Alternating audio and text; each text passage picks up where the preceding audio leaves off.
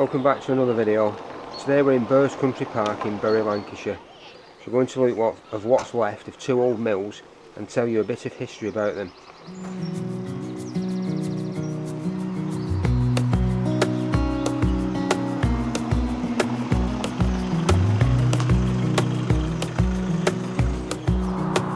The pub that we're looking at now used to be the manager's house for the mills that we're going to go and look for, to the positions that they were at. So this was Woodill Mills, weren't it? This is Woodill Mill, isn't it?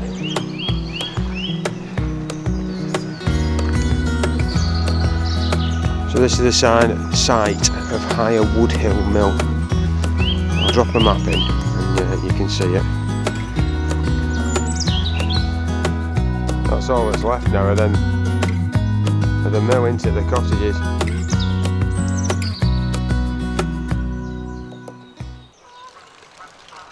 Right, so we've got the mill pond that would have been fed via the River Irwell.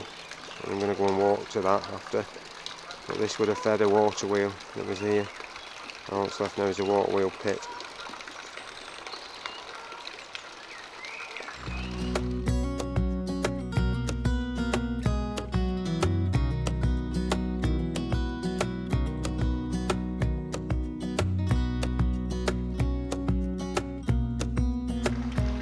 So what we're looking at now, straight ahead of us, is the old engine bed.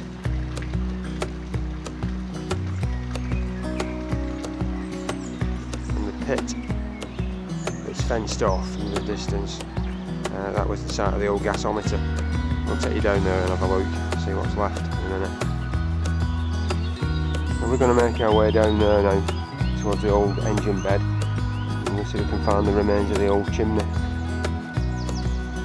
So this was mill floor then, weren't it? It was quite a big place, wasn't it, when you look?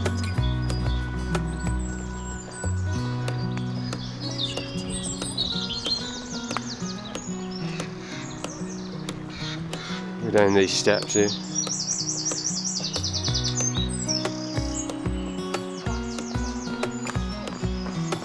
not good for your knees.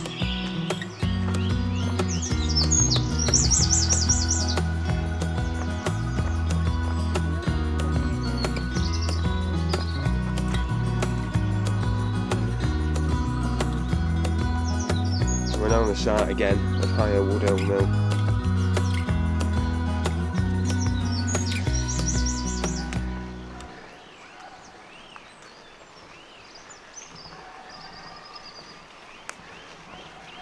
This is the old wheel pit. This water wheel was called a breast shot design, meaning the water came in level with the axle and then dropped down to turn the wheel. It was one of the last water wheels to be built in our region. That's the base of the old wheel pit.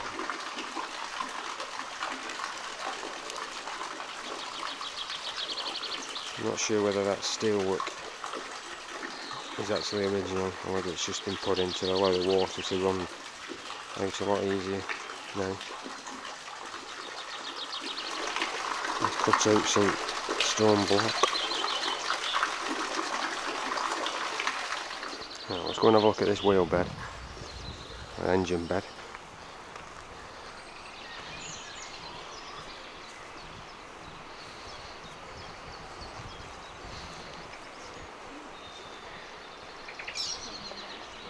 Soon after the wheel was put in place, an engine house was built on site. This contained a steam-powered beam engine capable of 100 horsepower. This clever combination of two power sources meant that when there was insufficient water in the reservoir to turn the wheel, the steam engine could still be used to power the mill.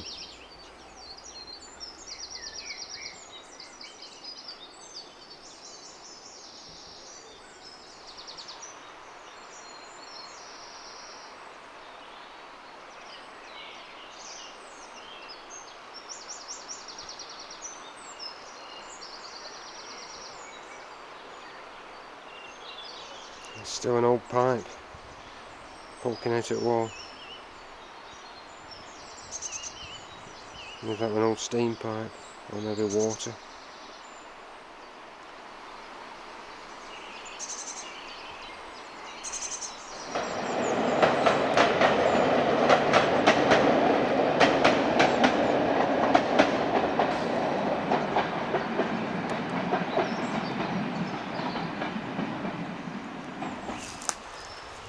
That's the base of the old chimney. Let's see if we can get in it.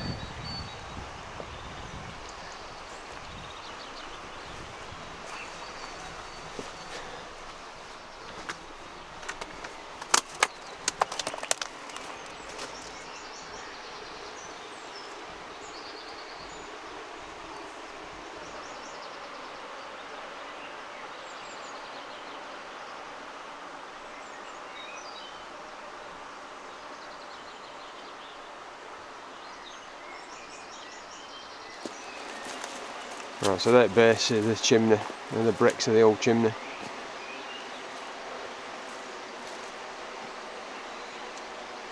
I'm guessing that the concrete's been added later, probably to hold it together. This is the gas holder on the base of it. I found one something similar to this before in another video. I'll try and link it in the description.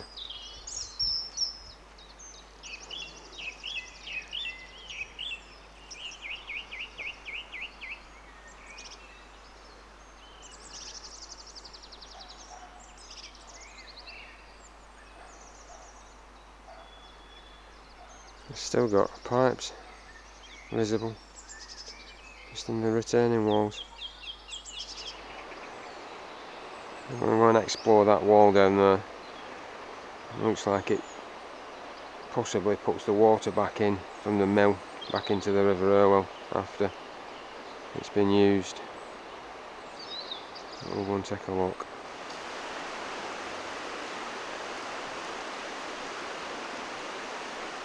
Oh, looks like there's a tunnel or a shaft or something.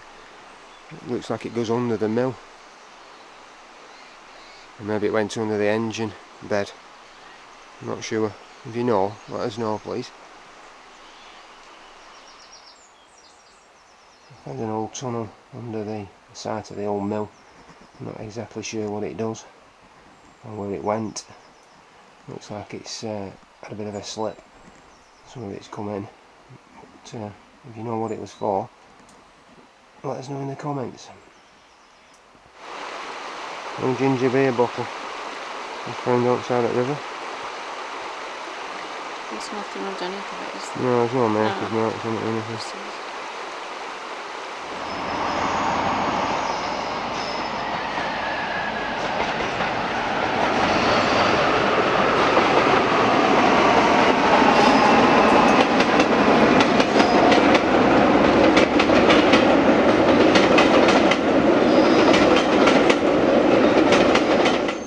So from that wheel pit, the water that was used would enter back into Irwell down here, and it looks like this is where it would have come back into Irwell.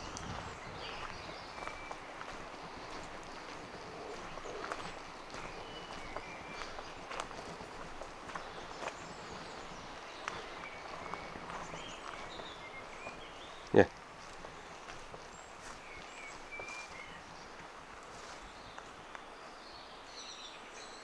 So the water that had been used by the water wheel would have left the chamber and come down here and entered back into River Irwell.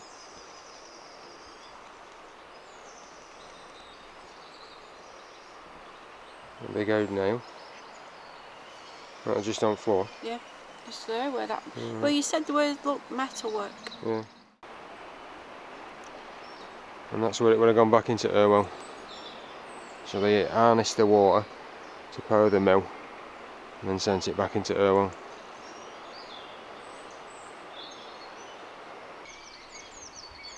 So I've just spotted this brick pillar, well, structure underneath that wooden structure there, and it's more or less directly in line with that tunnel that I found at side of the river. And what I'm wondering is whether if this pond filled up, so it wouldn't overfill, it would run down that tunnel and then empty into the river. So it's like an overflow. So the tunnel comes to there. Yeah, so I'm wondering whether the tunnel goes to there and it's like an overflow. I wonder if it'll show us on that map.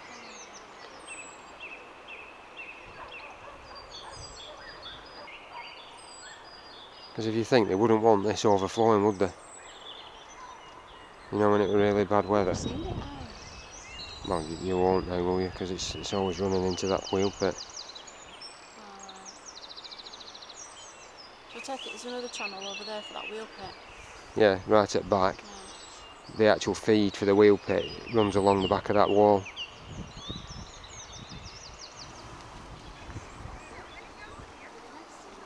Yeah, the nesting reeds, don't they?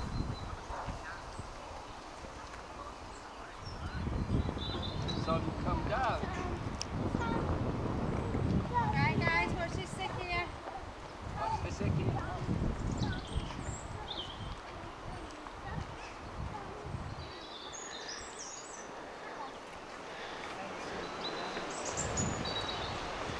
So this is where the water, the little canal, crosses the Irwell, and it's still there under this bridge.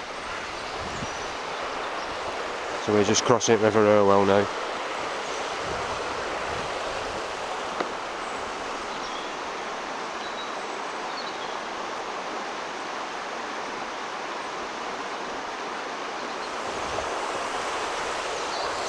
And once it's crossed the Irwell, it's back in another canal that eventually, or starts from the Irwell, and we're going to make our way up to there.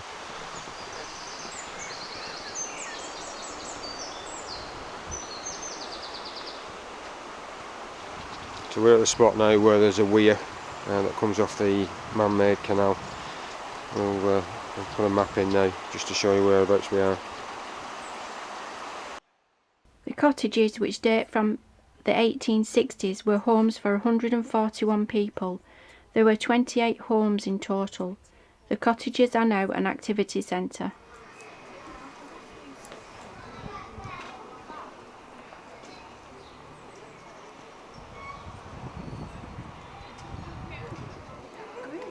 No, you couldn't, could you?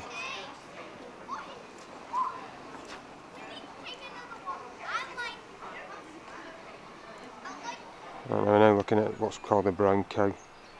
This was built in 1752 and it was originally a farm, now a pub.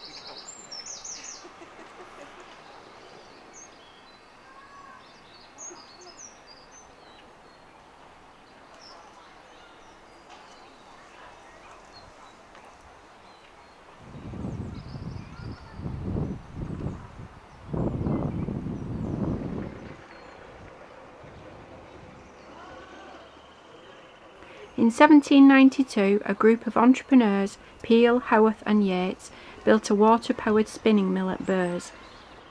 The mill was powered by water from the River Irwell. A weir and canal were also constructed to carry water to the mill. Richard Carlow, who owned higher Woodill Mill nearby, bought Burrs Mill in 1808. He expanded both mills and converted them to steam power. The cotton famine of the 1861 to 1865 was the start of the end of the cotton mills at Burrs.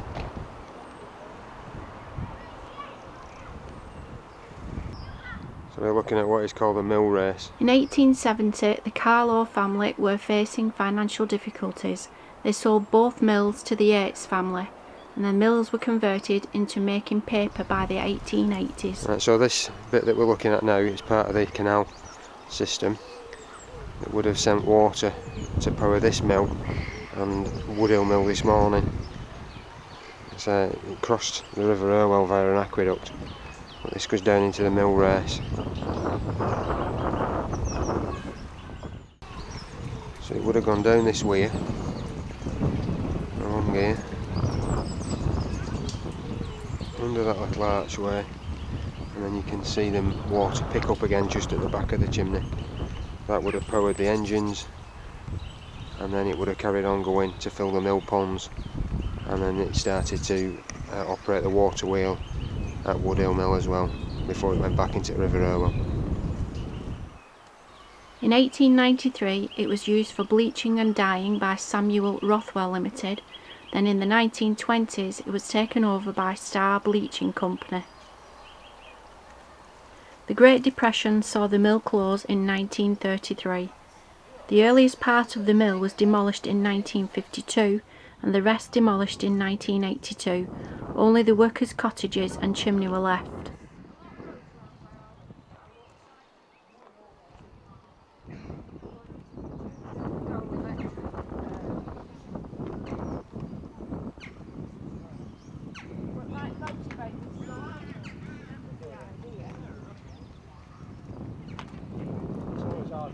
You can just make out the old stone windowsills.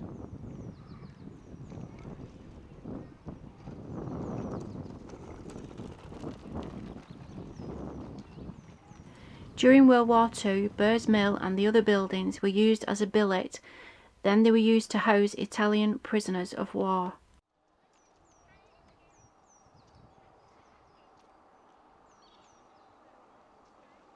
Bury Metro acquired the site in 1986 and redeveloped it into a country park, which is now Burrs Country Park.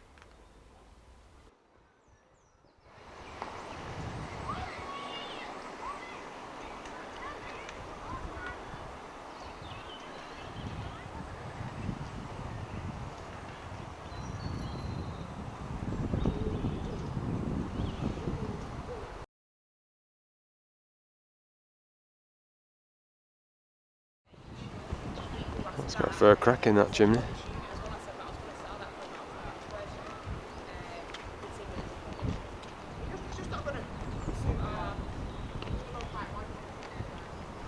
One of the sluice gates.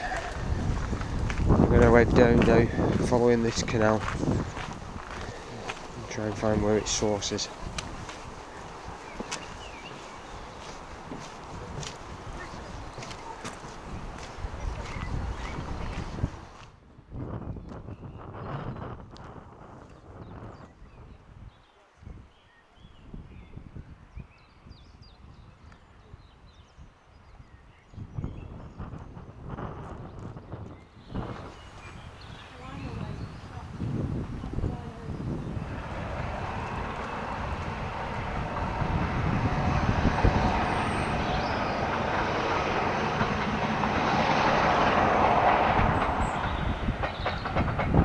We think this is one of the rifle ranges, looking at the map, but we're not 100% sure. The targets were in regular use by the Bury Rifle Club in the 1920s. The clay structures were built decades before for musketry practice by the Royal Lancashire Militia, now difficult to find and partially bulldozed, but we think this one is what's left of one. There's supposed to be 2 or 3 in there, sets, but there's only 1 set.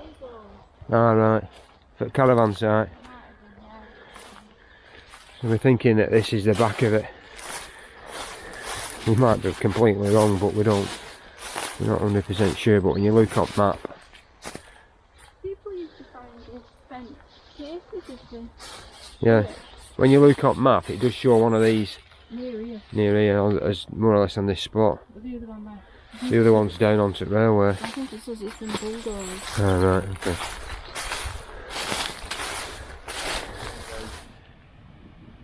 To the River Irwell, and the weir supplied water to the canal, which fed the mills.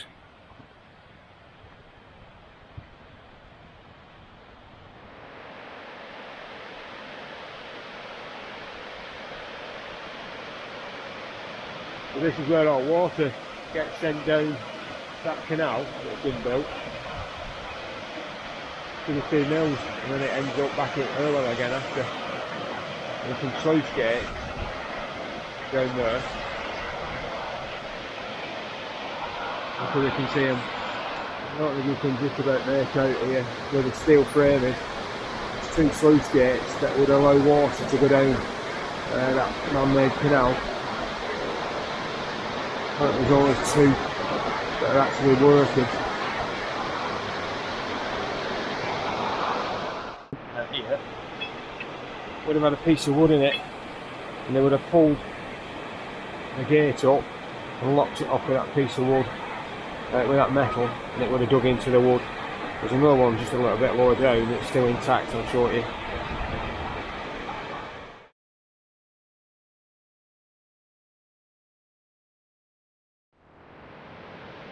And that's the other side of it.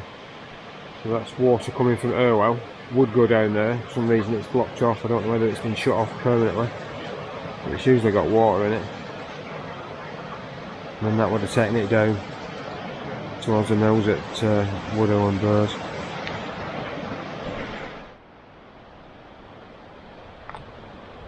It's one of the old sluice gates. you can see.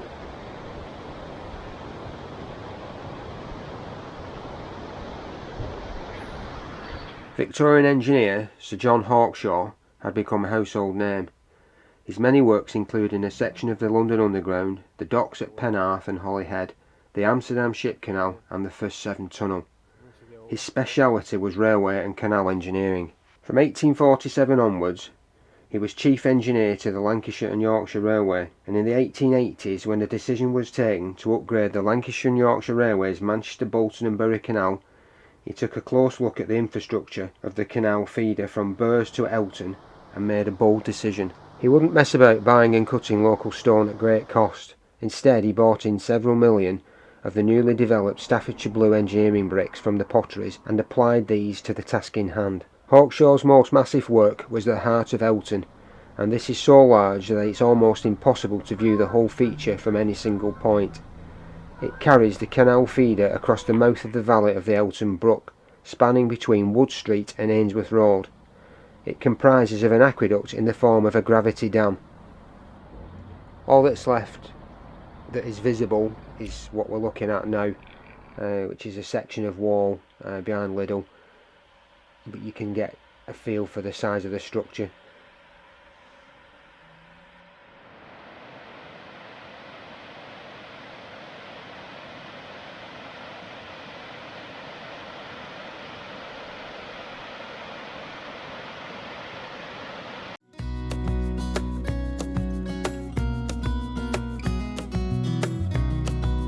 We hope you've enjoyed today's little history tour. Until next time, see ya.